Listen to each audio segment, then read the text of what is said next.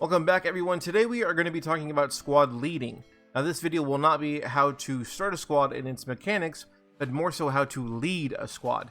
Now this video will be covering the basics in leadership. Nothing too intermediate or advanced, just basic information to get you started leading squads in Planetside 2. First off, let's look at the two different types of squads. Now each squad is different, but leading them will be the same principle. But first you have a solo squad and you have a squad and a platoon. Of course, this means running a solo squad, you're going to have to make decisions on where to go. Within a platoon, that will be the platoon leader's choice. So let's go over what priorities are when running a squad. You just captured a base and are heading to your next destination. Your first objective as squad lead is to make sure you get everyone in the squad heading to the next point. Now, if you're in an open public squad, it may be harder to keep the cohesion, as most people will join a squad and go off, wherever they want to go. Depending on how serious the squad is running, is how serious you need to be. If it's ops night for your outfit, within the platoon, cohesion should be at its highest. People should be together on point in the same hex, running to those same destinations. Everyone should be getting to the next point and following the lead of the platoon leader. Now, if you're on by yourself and you start a squad up at like 3 in the afternoon on Osher, probably not that big of a deal if people are kind of scattered, because they're going to do what they want to do. Now, second priority is to make sure your squad is able to spawn at the new location. Get sunders, or at least getting a beacon deployed. If your beacon is on cooldown, ask someone in the squad to place one. If nobody is bringing a sunder, pull one up yourself. It's going to be your responsibility to make sure that your squad can spawn where they need to be going, where they need to be. Now, third would be to make and explain the plan to everyone. This makes it so everyone is on the same page and nobody is left out. For example, nice cap here, guys. We're moving up to Endar X. From there, hopefully we can swing and capture Endar Y to cut them off. That way, everyone knows the plan. People can start pulling sunders to the next point without even having to tell them. So it's good just to keep everyone in the loop, not just squad leading, but also platoon leading, which we'll get into that in a different video. Probably one of the biggest things is try to reward and praise members of the squad. That's probably the biggest thing in Planetside 2. If you see Alpha 9 has pulled up a sunder, make sure to let him know in comms. Hey, Alpha 9, thanks for bringing up a sunder for us. It might not seem like much, but it goes way further than you think. When I first started playing, I had platoon leaders that would call me out and say, hey, thanks for doing this, thanks for doing that. And it did make a huge impact, because of all these players, I was the one getting praised for something that I did. So it really goes a lot further than you think. If you are running a solo squad, understand that 12 people can only do so much. A single squad can only go so far.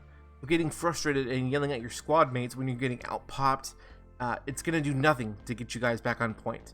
So understand that you can only do so much with 12 people, and even if even if everyone is there at the point, it can still get frustrating because it's only 12 of you guys. Now, if you're running a squad in a platoon, if you're squad leading in a platoon, it's going to be a lot easier than actually leading one, a solo one by yourself. Your only real job, squad leading in a platoon, is to get your squad where they need to be and make sure they can spawn and do whatever is needed by the platoon leader. So that's really it. When we even in the past when I've ran with people, hey, does anyone want a squad lead Bravo for me? I'm hopping off for the night. There's going to be crickets, and all you have to do is put down a squad beacon. If you can't, ask somebody else in the squad to put one down for you. Pull up a sunder. You don't really have to worry about leading so much in that sense when you're inside a platoon. You just need to focus on the people that are in your squad. And if people are getting out of hand, your platoon leader is going to see that and is going to call them out. Bravo 6, you're way over on this X. If you could get with us, that would be great. Now, something that you're going to come across when you're squad leading, platoon leading in any kind of sense in Planetside 2, backseat squad leading. Why are we going to this base?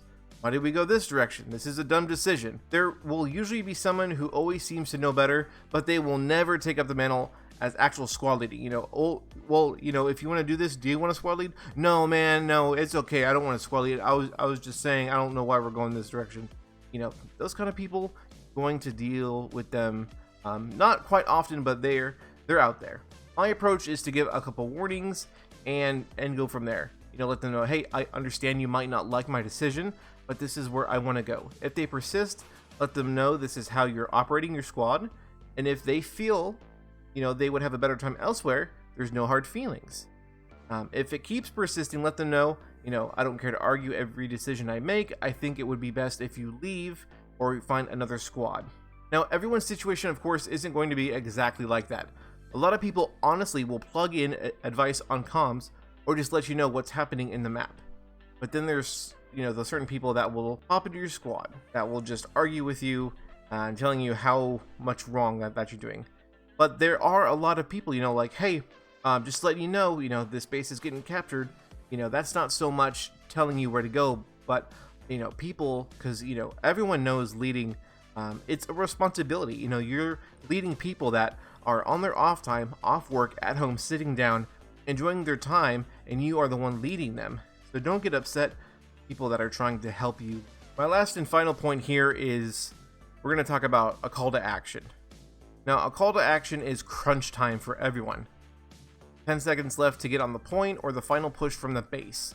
It's, it's go time. During these times, you'll notice experienced leaders will speak louder and faster and have a lot more energy.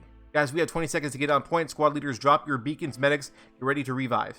They're in your face. They're being loud. It's crunch time. It's go time.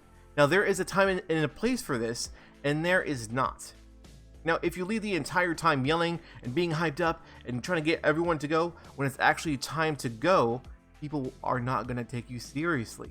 People will not understand the urgency in your voice and commands when you give it. So understand that there is a time, to get to that level of, hey, we got to go, we got to get this, let's get it knocked out. But like I said, if you're like that all the time, people aren't going to take you seriously because it's nothing new. It's nothing they haven't heard from you before. It's nothing new. So I hope some of these tools you guys can take into battle and lead some squads. That's going to be it for me, though.